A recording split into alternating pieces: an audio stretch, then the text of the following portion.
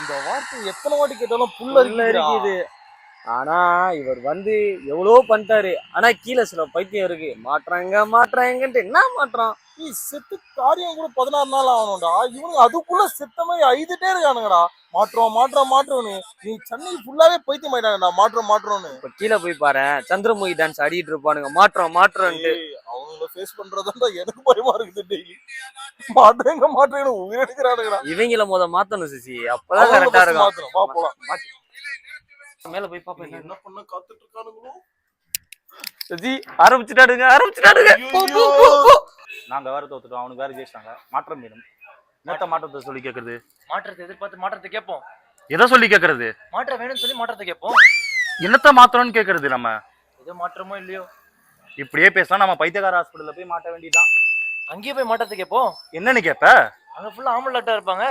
Super. பெண்களுக்கு சம உரிமை இல்லைன்னு மாற்றத்தை கேட்போம். ஆமா.